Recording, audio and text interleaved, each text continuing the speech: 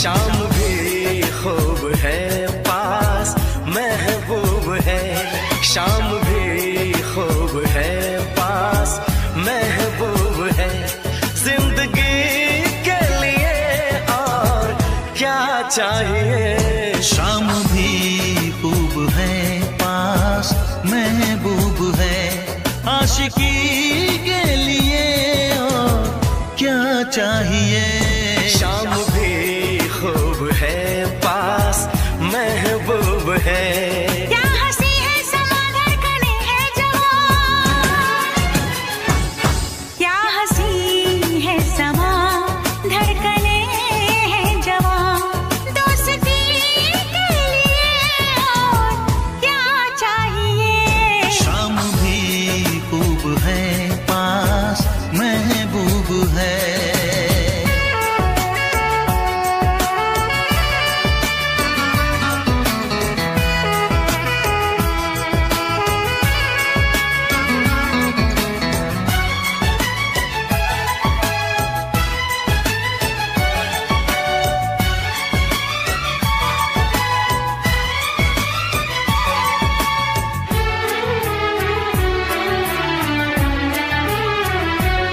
चांद की चांदनी आसमां की परी, शायरों के लिए तू है एक शायरी।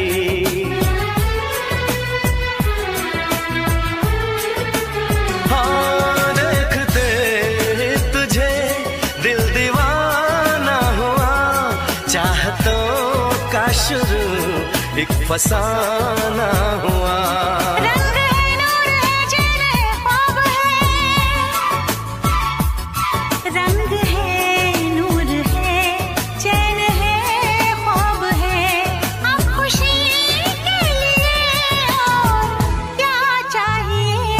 शाम भी खूब है पास महबूब है।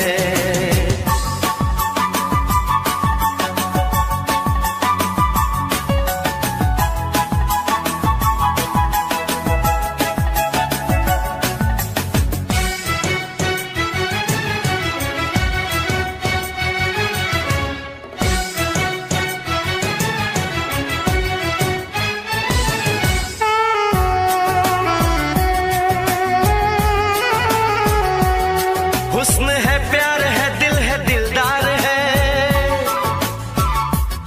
हुस्न है प्यार है दिल है दिलदार है।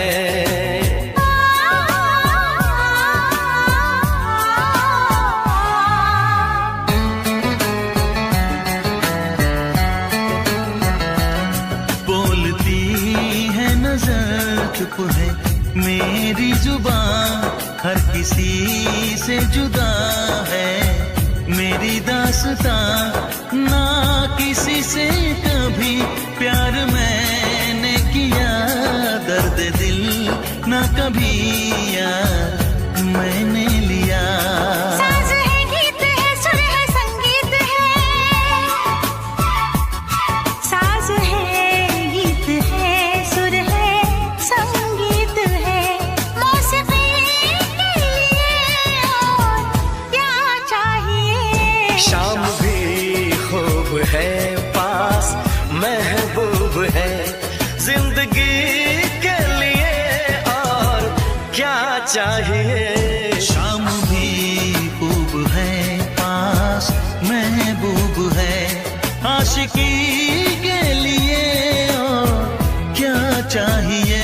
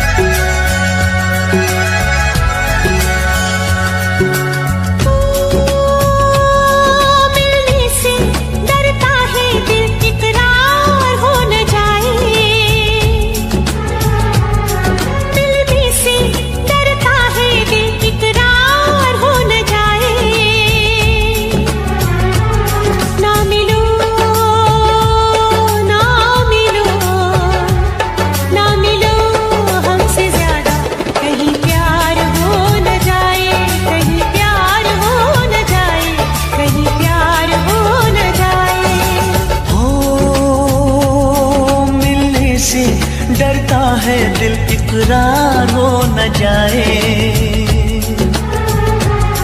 मिलने से डरता है दिल इकरार हो न जाए।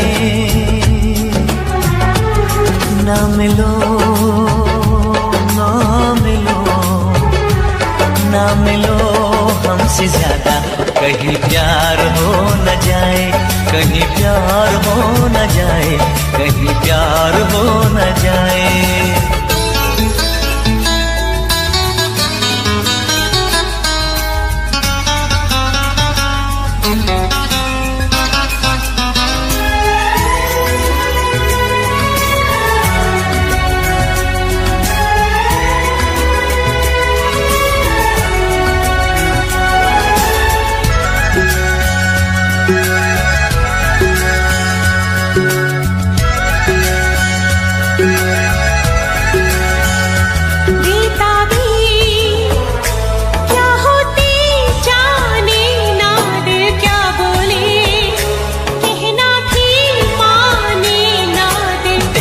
हमको चाहो सनम, चाहत की राहों में है दर्द गम। कितनी पास है फिर भी दूर है, दोनों इश्क में क्यों मजबूर है। नजरों का तीर दिल के कहीं पार हो न जाए, ना मिलो ना मिलो ना मिलो हमसे ज्यादा, कहीं प्यार हो न जाए, कहीं प्यार हो न जाए, कहीं प्यार हो न जाए।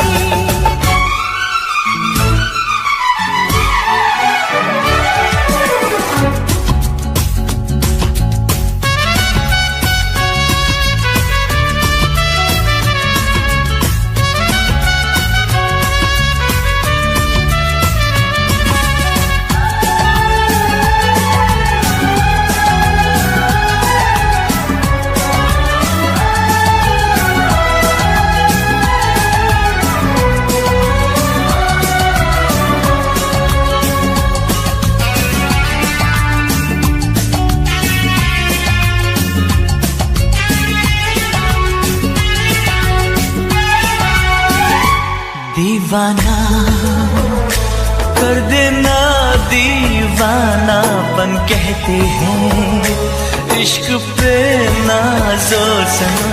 जाने मन जाने जा ये दिल लगी, देखो न बन जाए दिल की लगी। वो कैसा दर्द है, कैसा हाल है, अब ना होश है अब ना ख्याल है। हो कहीं जीना मरना भी दुश्वार हो न जाए। ना मिलो ना मिलो ना मिलो हमसे ज्यादा, कहीं प्यार हो न जाए, कहीं प्यार हो न जाए, कहीं प्यार हो न जाए। मिलने से डरता है दिल इकरार हो न जाए। ना मिलो हमसे ज्यादा, कहीं प्यार हो न जाए, कहीं प्यार हो न जाए, कहीं प्यार हो न जाए।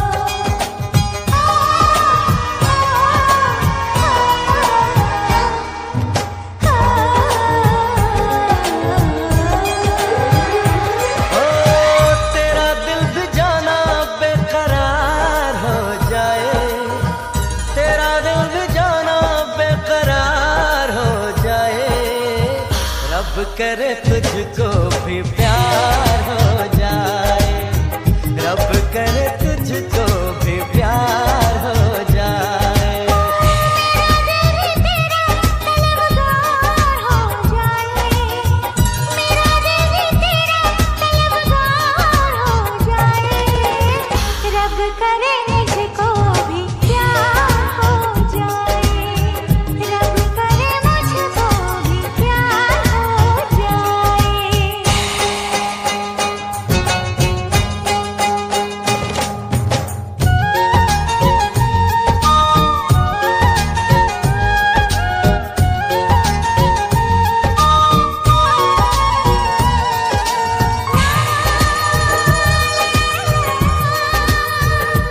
हे हे हे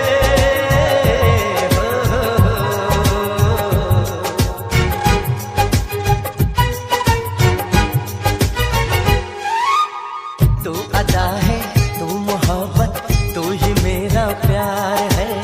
मर मिटा हूँ हाँ मुझे इकरार है।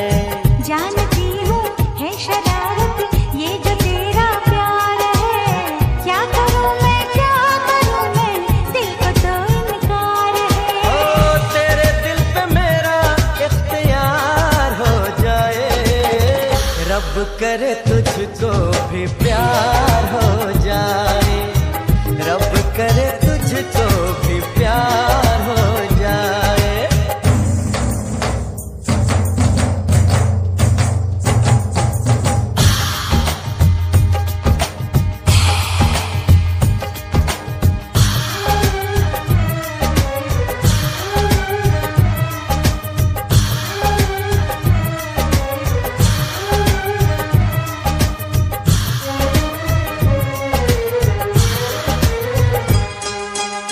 मैं हसीना नाज़नीना हर तरफ ये शोर है, तू दीवाना बन गया है, दिल पे किसका जोर है। मैं दीवाना कम नहीं हूँ, हार करना चाहूँगा, दिल चुराने आ गया हूँ, दिल चुरा ले जाऊँगा।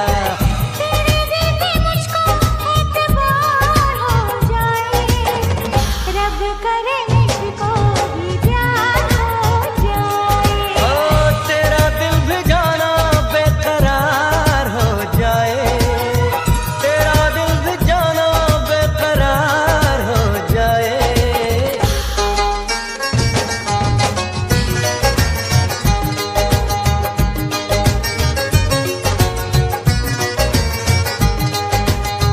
रब करे तुझको भी प्यार हो जाए, रब करे तुझको भी प्यार हो जाए।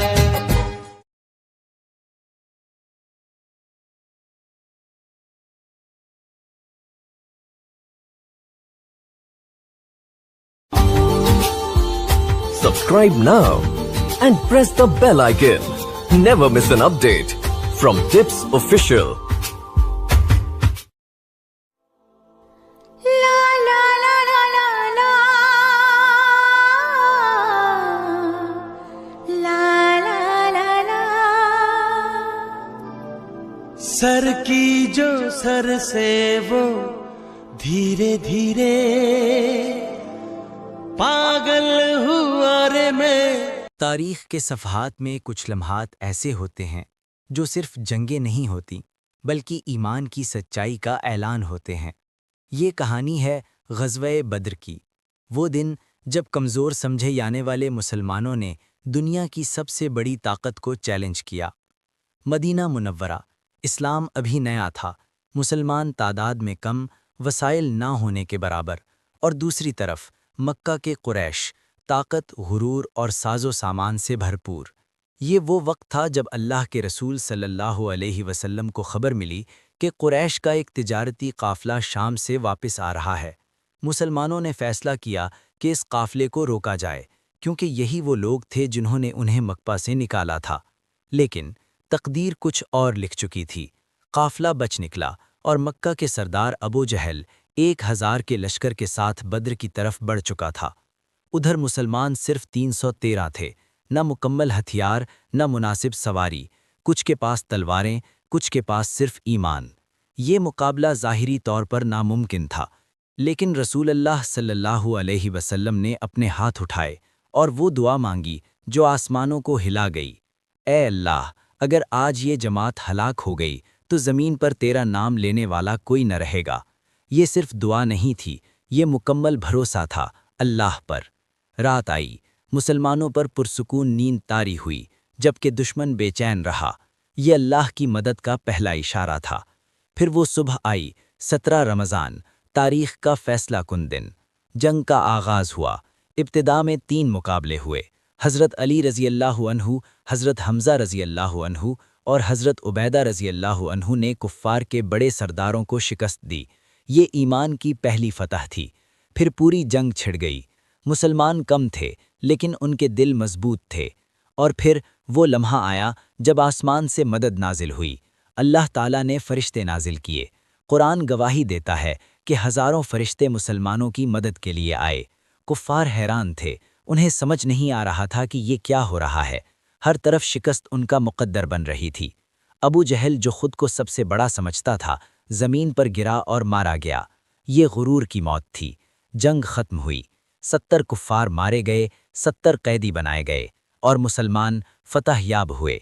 ये सिर्फ एक जंग नहीं थी, ये अल्लाह का वादा था कि मदद ईमान वालों के साथ होती है।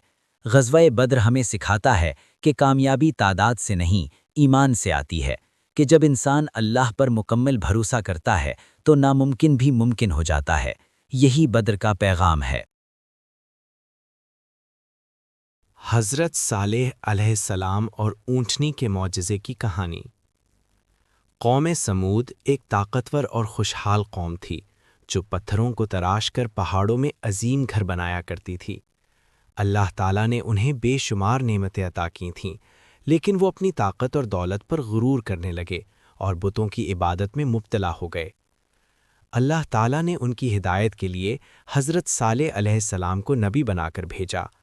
हज़रत सालेह अलैहिस्सलाम ने अपनी कौम को अल्लाह की वहदानियत की तरफ बुलाया और फरमाया कि वो सिर्फ़ एक अल्लाह की इबादत करें और जुल्म व नाफरमानी छोड़ दें। मगर कौम के सरदारों ने तकब्बुर किया और आप अलैहिस्सलाम की दावत को झुठला दिया। उन्होंने हज़रत सालेह अलैहिस्सलाम से कहा कि अगर आप सच्चे नबी हैं तो कोई निशानी पेश करें। चुनांचे उन्होंने एक ख़ास मुतालिबा किया कि इस पहाड़ से एक ज़िंदा ऊँटनी निकल कर दिखाएं। अल्लाह ताला के हुक्म से एक अजीम मौजज़ा ज़ाहिर हुआ। एक सख्त चट्टान फटी और उसमें से एक बड़ी सेहतमंद ऊँटनी निकल आई। ये अल्लाह की वाज़ेह निशानी थी। हज़रत सालेह अलैहिस्सलाम ने अपनी कौम को ख़बरदार किया कि ये अल्लाह की ऊँटनी है, इसे नुकसान ना पहुँचाना और इसे ज़मीन में आज़ाद छोड़ दो कि वो अल्लाह की ज़मीन में चरे और पानी पिए। मज़ीद ये हुक्म दिया गया कि एक दिन पानी ऊँटनी के लिए होगा और एक दिन कौम के लिए। ये एक आजमाइश थी कि आया वो अल्लाह के हुक्म की पाबंदी करते हैं या नहीं। इब्तिदा में कुछ लोग ईमान ले आए, लेकिन अक्सर लोगों ने इनकार किया। वक्त गुजरने के साथ साथ उनके दिलों में हसद और दुश्मनी बढ़ती गई। आखिरकार उनके चंद सरकश अफराद ने मिलकर साजिश की और उस मौजज़ाती ऊँटनी को कत्ल कर दिया। ये एक बहुत बड़ा जुर्म था, क्योंकि ये अल्लाह की निशानी के ख़िलाफ़ बगावत थी। हज़रत सालेह अलैहिस्सलाम ने उन्हें ख़बरदार किया कि अब तुम पर अज़ाब आने वाला है और उन्हें 3 दिन की मोहलत दी गई। 3 दिन गुजरने के बाद अल्लाह का अज़ाब नाजिल हुआ। एक ज़बरदस्त चीख और हौलनाक ज़लज़ले ने पूरी कौम को आ लिया और वो सब अपने घरों में बेजान होकर रह गए। उनकी ताकत, उनके महल्लात और उनका गुरूर सब मिट्टी में मिल गया। एक ऐसी सल्तनत जिसकी मिसाल ज़मीन पर कहीं नहीं मिलती थी, जहाँ इंसान, जानवर और यहाँ तक के जिन्नात भी एक ही हुक्म के ताबे थे। ये दास्तान है हज़रत सुलेमान की, एक ऐसे नबी की जिन्हें अल्लाह ताला ने एक अजीम बादशाहत अता की। हज़रत सुलेमान हज़रत दाऊद अलैहिस्सलाम के बेटे थे और अल्लाह के ख़ास बंदों में से थे। अल्लाह ताला ने उन्हें इल्म, हिकमत और ऐसी ताकत अता की जो किसी और को नसीब ना हुई। कुरान मजीद में आता है कि हज़रत सुलेमान को हवा पर इख्तियार दिया गया, वो जहाँ चाहते हवा उन्हें ले जाती। जिन्नात उनके हुक्म से बड़े बड़े काम अंजाम देते, महल तामीर करते, समंदर से मोती निकालते और मुश्किल से मुश्किल काम सरअंजाम देते।